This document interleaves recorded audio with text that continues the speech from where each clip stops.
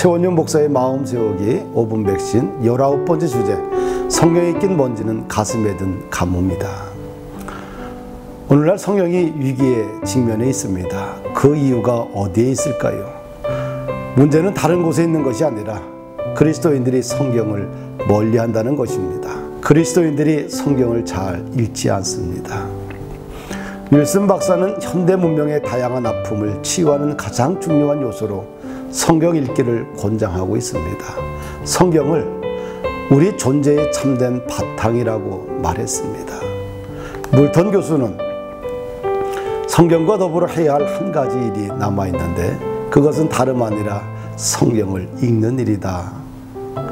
성경은 인류 최대의 보물이기 때문에 골동품처럼 선반이나 책상 모퉁이에 먼지가 끼도록 내버려 둘 것이 아니라 읽어야 한다고 강조했습니다. 서기관에서라는 율법책을 가지고 새벽부터 오전까지 율법책을 읽었습니다. 성경을 읽으면 하나님과 깊은 관계를 이어주고 그분을 떠나지 않습니다.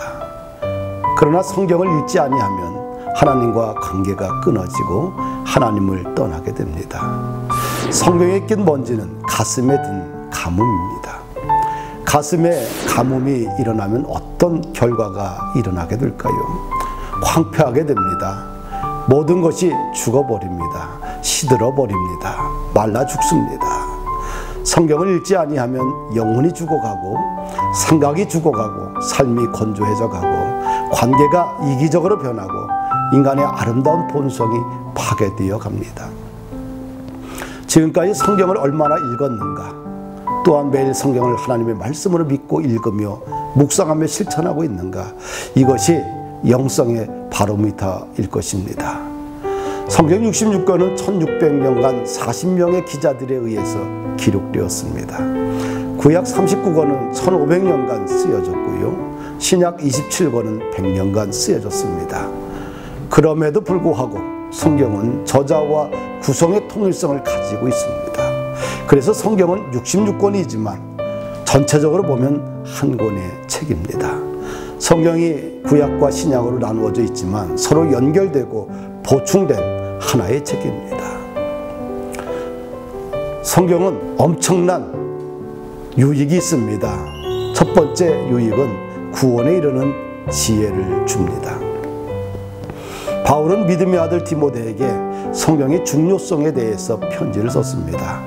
내가 어려서부터 성경을 알았나니 성경은 능히 너로 하여금 그리스도 예수 안에 있는 믿음으로 말미암아 구원에 이르는 지혜가 있게 하느니라. 성경의 가장 큰 능력은 예수 그리스도를 믿음으로 구원에 이르는 지혜를 얻게 됩니다. 세상적인 지식 가지고 구원을 얻지 못합니다. 성경만이 우리를 구원으로 인도합니다. 성경은 구원을 얻는 유일한 책입니다. 다른 것으로는 구원을 얻을 수 없나니 천하 인간의 구원을 얻을 만한 다른 이름을 우리에게 주신 일이 없습니다. 바로 구원자 되시는 예수님을 성경에서 소개하고 있는 것입니다. 주 예수 그리스도를 믿으라. 그리하면 너와 네 집이 구원을 얻으리라.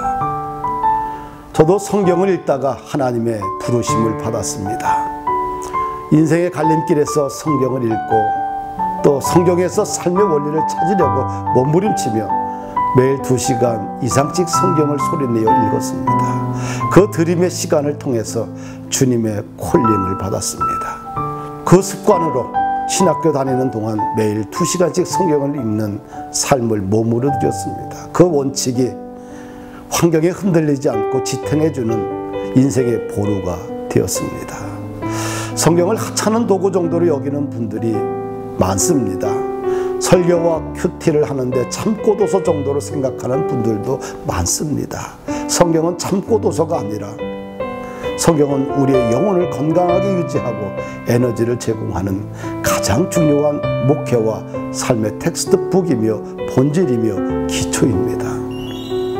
성경의 유익 두 번째는 모든 성경은 하나님의 감동으로 쓰여졌습니다. 성경은 하나님의 감동으로 된 책입니다. 성경은 사람을 도구로 썼지만 저자는 오직 하나님입니다.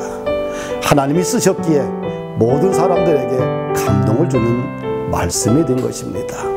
성경을 사랑하는 사람들은 하나같이 감동을 받습니다. 성경을 통해서 위로를 받고 힘을 얻고 삶의 지혜를 얻고 믿음을 얻습니다. 왜냐하면 하나님의 감동으로 된 책은 영적 에너지가 넘치기 때문입니다. 우리의 삶을 변화로 이끕니다.